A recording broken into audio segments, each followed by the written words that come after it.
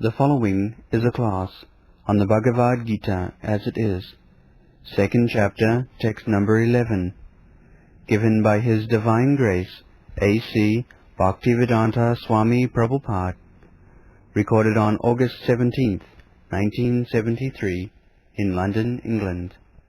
The Blessed Lord said, "While speaking learned words, you are mourning for what is not worthy of grief.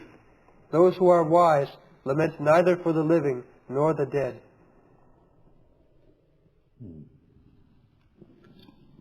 So, what is that thing which is living and dead? The body. The body is living and dead. So, Krishna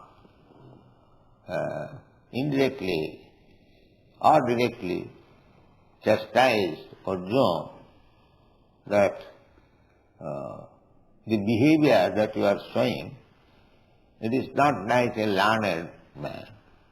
Nanu suchanti pandita. That means, indirectly he said that you do not know things as they are, not learned. You are fool. In spite of Arjuna speaking so many things in support of his being non-violent and not to kill his kinsmen, Krishna chastised him that you are not learned. You are fool. So this is the position. Those who are under the bodily concept of life, they can speak so many learned things, but after all they are fools. Jasyato buddhi kunapi pithatuke sadhik kalatra disubhoma ijyati na jati sabuddhi salile na karhiche janeshu abhigneshu saeva gopal. In the Srimad Bhagavatam, those who are under the bodily concept of life, they are described as follows. Jasya atma buddhi, atma means self. Atma buddhi in this body. What is this body? Kunapi dhatuke. It is a bag of three elements. Kapha, pitta, vayu. Mucus, bile and air. So, ordinarily you can understand this is a combination, this material body is combination of flesh, bone, blood, mucus, stool, urine, and so many other things. That we are not self. But the foolish person, they are taking this lump of matter, bones and flesh, accepting that I am this body.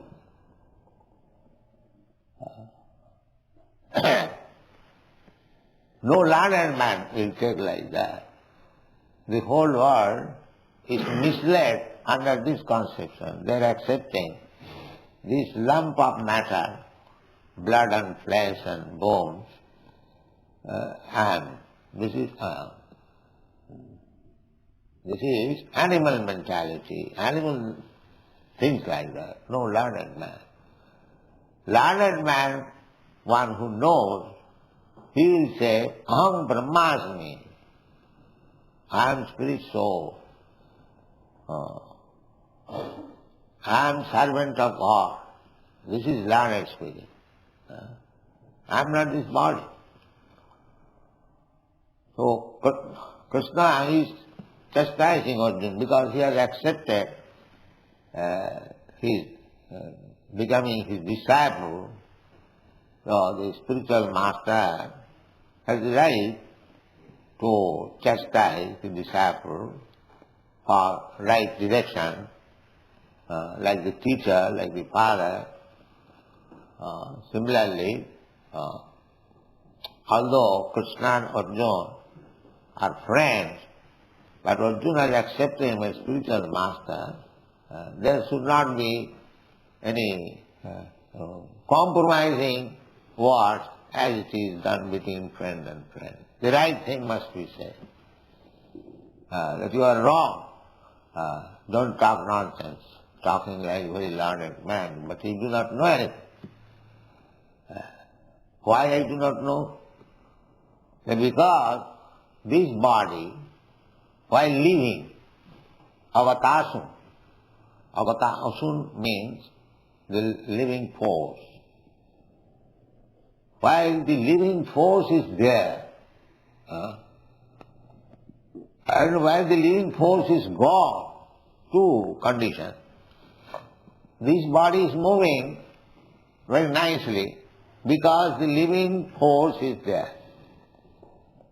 And as soon as the living force is gone out, this nice body will no longer move. It will decompose.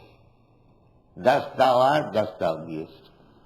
Again become, it is called panchabhut, mixed with the earth. Earth, water, fire, air, sky, these five gross elements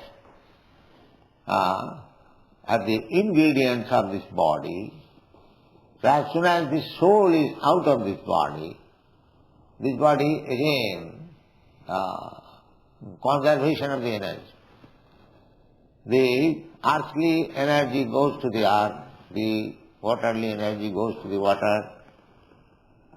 It is a combination of earth, water, air, fire. So they become decomposed and become distributed to different elements. And that is the scientific law. It is called conservation of energy. The energy is never lost. It comes back again to the original stock. So Krishna says, this body either in living force or without living force. Without living force it is called dead. With living force it is called living. In both the conditions, a learned man means one who knows Brahma Bhuta, one who knows Brahma, one who has realized Brahma. Brahma Bhuta Prasannatma. As soon as one is on the stage of Brahma Bhuta stage, he can understand that I am not this body. I am separate from this body. This knowledge was very common knowledge. At least we can see 5,000 years ago that the Kshatriyas were fighting severely one another, but still they are not in bodily concept of life. So Arjuna, being Kshatriya, is so much embarrassed with the bodily concept of life. Therefore, Krishna chastised him that you are not a very learned man.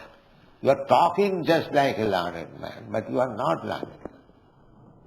So this conclusion is to be taken by us, that anyone within this world, if he has got bodily concept of life, he is not a learned. He is a fool. So this world, at the present moment at least, it is a fool's paradise. Nobody is learned, because everyone is working under the bodily concept of life. This is chastised. This is the first chastisement. Before giving lesson, if the student is writing or reading wrongly, then the teacher immediately says, "You fool, it is not like this. It should be like this." So the first step Krishna took in educating Arjuna, the Bhagavad Gita is now being actually spoken, Bhagavan Vach.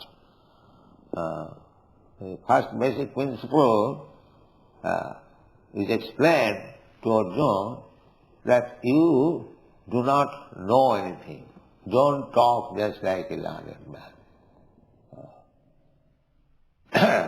But actually that is every one of us in the same position. Just like yesterday, two boys came.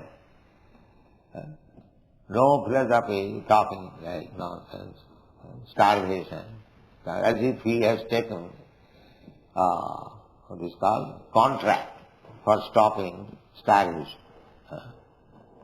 He is starving, everyone is starving, this law of the nature will go on. Somebody, because there are three qualities of the nature, Satagun, Rajagun, Tamagun. So, the natural laws will go on under the three laws. Therefore, always we shall find three classes or three status of living condition. That will be explained in Bhagavad Gita. Even everywhere there are different species of life. Everywhere these three qualities are working. Just like there are some good trees. Good trees means which are producing nice fruits and flowers. They are good trees. And there are trees, no fruit, no flower, very long standing, no use, no useful purpose. I have seen in Los Angeles big palm trees, very long, but there is no fruit. In India, there are palm trees like that. They bear fruit, very nice fruit. Tal, big, very sweet fruit. So any tree which does not give us nice fruit or nice flower, that is sinful. Amongst the trees also, there are pious trees, there are sinful trees. Amongst the animals also, there are pious animals, sinful animals. Just like dog and the cow. Cow is pious animal, and the dog is sinful animal. So nature, amongst the birds, the crow is sinful bird, and the ducks, the white swan, they are pious bird. The peacocks. So, similarly, in the human society also, there are pious men and sinful men. Those who are pious, they have got different position. Janma Isajya Sutta Sri. Pious man means born in very good family, rich family. Janma Aishajya. Aishajya means riches, opulence. Janma, first class, aristocratic family, Brahman family. Janma Aishajya. Sutta, educated, highly educated. Sri, beautiful. These are the signs of pious life. And similarly, just the opposite, ugly, no education, born in poor family, a low-grade family, poor. These are the things. So, either you take human life, or animal life, or bird's life, beast life, tree's life, anywhere you go, these three laws are working. Goodness, passion, and ignorance. Therefore, always there must be three classes. Middle class, high class, and lower class. There must be. So you cannot make one classless. That is not possible. So long the bodily concept of life is there, there must be these three classes. High class, middle class, and lower class. So, those who are condemned, they must suffer. Everyone is condemned in this material world. First class condemned, second class condemned, third class condemned. So you will find this first class, second class, you cannot stop it. Just like in Bombay sometimes I showed to my disciples. Say in 1935. 1935 means about 50 years ago. 50 years ago, when I was in Bombay, that time I was doing some business. So a class of men, they were living on footpath. Their home is on the footpath. They have got a box or a bag and lying on the footpath and eating on the footpath. Everything on the footpath. Now, the same class of men are still there. Now, economically, 50 years ago, the value of money was greater. At that time, 50 years ago, we are purchasing, say, ghee, at most 1 rupee per kilo. So now you cannot get first class ghee unless you pay 25 rupees per kilo. So the value of money has decreased. So that means, in other words, people are getting more money. Formerly one servant was engaged 10 rupees or 12 rupees per month. Now you cannot get a servant unless you pay 100 rupees. So in that comparison, everyone is getting more money, but still the condition is the same. Condition is the same. This is gone. If you get more money, the other circumstances will force you to remain in the same condition as you were 50 years ago. Because you are destined. This is called destiny. You cannot change your destiny. That is not possible. Therefore Bhagavad says that do not try to change your destiny. Everyone is trying to change the destiny. I am poor man. I must be very rich man. But you cannot change your destiny. Tasyaiva heta prajateta povida nalabhate jad bhavatam uparjatha. In this world, every one of us are bound up by the laws of karma, destiny. We have got our destiny, so much happiness, so much distress we must have. Because this is a mixture of happiness and distress. Here you cannot have unadulterated happiness. That is not possible in this way. Unadulterated happiness, real happiness, can be achieved in the spiritual world, not in the material world. So certain amount of happiness and certain amount of distress you have to enjoy and suffer. You cannot change it. This is the law of nature in this material. Therefore Bhagavad says that tasyaiva heta prajateta povida nalabhate jad bhavatam uparjata. People are wandering within this material world, living entity, in different forms of life, under different conditions of life, but they are not getting the information of Krishna. That is their misfortune. So one who is fortunate during this period or continuous wandering in different species of life and different planets, he contacts another devotee, Guru Krishna, or one who is actually anxious to unite with the Supreme Lord.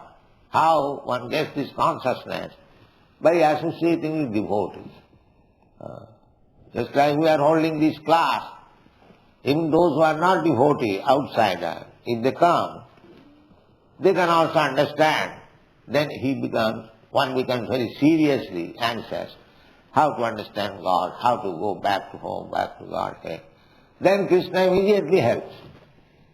This is the process. Krishna is there within your heart. As soon as you become a little serious, immediately Krishna is ready. Krishna is ready. He is sitting with you as a friend, simply looking for the opportunity when he will come back to you. That is Krishna. He is always sitting with you. But we are not willing to go back to home, back to Godhead. We want to become God in this material. This is our position. Instead of going back to home, back to Godhead, live with God, we want to become God here. That is our position. Therefore you are suffering. Nowhere you cannot be God. God is one. Nobody can be equal or above Him. Everyone must be subordinate to God. Therefore, those who are not learned, foolish people, they are trying to be happy in this material world by adjustment and becoming himself God. This is atheism and this is demoniac tendency. But those who are advanced in knowledge, they know that we are eternally servant of God. We cannot become God. Better to remain servant of God. That is our happiness. So those who are in the bodily concept of life, they cannot advance in this real knowledge that we are eternally servant of God. Our constitutional position is like that. If we do not serve God, we do not agree, we are servant of God, but if we deny, no, I am not servant, so that means I become servant of Maya. Servant I will have to remain. That is my constitutional position. So, one must first of all understand what is his identity. So this is the beginning of a lesson given by Krishna, that you are lamenting for this body. This is not your identity. This is not your identity. You are wrongly thinking. Just like if your coat is somehow or other destroyed, that does not mean that you are destroyed. If your car by accident is broken, that does not mean that you are finished. Sometimes we get accident, that is another thing. But I am not the car, I am not this body, I am not this coat. This is real knowledge. Although sometimes we become a little sorry, but the identity is different. So Krishna says that you are talking like learned man, but you do not know your identity. You are not this body. This is the summary information. Asacyananasutastam annasutastam pragyavadan sabhasas. So anyone who is not in perfect knowledge, he should not take the position of talking like a learned man. That is cheating and that is foolishness. First of all, you know things as they are, then talk. Otherwise, it is said that it is better not to talk than to talk foolish. It is better to stop talking. Therefore, sometimes in spiritual advancement, there is a process, mauna. Mauna means not to talk. Those who are too much foolish, the spiritual master orders him, don't talk. Please remain silent. That's all. Because if you talk simply nonsense. Why should you spoil your energy by such nonsense talking? Better stop. The meditation is also like that also. Instead of talking or doing nonsense, if one is remaining silent for some time, it is little good for him.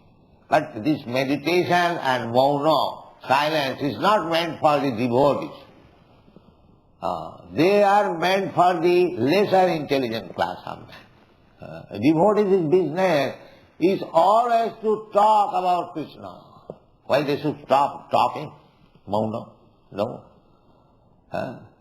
Kirtaniya Sadahari, Chaitanya Mahaprabhu says that one has to chant and talk of Krishna 24 hours. Where is the question of mauna? Silence. There is no question of silence. Silence is for those who are nonsense. Be silent. Don't talk. For them, at least they practice silence means at least they stop talking nonsense. But those who are actually advanced, for them there is no such restriction. Bhajan vaikuntha gunanuvarnan. We should use our talking power for describing the glories of the Lord. Vaikuntha gunanuvarnan. That is kirtan. That is chanting. Amogh vaiyasaki kirtane. Just like for 7 days, when Parikshit Maharaj was going to die, he had only 7 days left. So 24 hours, without any eating or without any drinking a drop of water, he went on hearing from Sukadeva Goswami. And similarly, Sukadeva Goswami also went on speaking Srimad Bhagavatam. Sri Vishnu, Sramane Parikshit, they got, both of them got salvation. Back to home, back to God. How? One was hearing and one was chanting. This is the process. Parikshit Maharaj was hearing and Sukadeva Goswami was chanting. And what is the subject matter? Krishna. That's all. So, Krishna subject matter is so nice that simply you do not do anything. Simply hear. That's all. You have got God-given ear. You can hear. Sit down. Sthane sthita sthutigatang tanuvang manovi. Sthutigatang. Shruti means this ear. Srautapantha. This is called Srautapantha. But getting knowledge by hearing. Satang prasangad mama bija samvida. Bhavanti rit karna rasayana katha. Satang prasangad. When there is actually satsanga. Satsanga means this, talking of Krishna, hearing about Krishna. Thank you very much.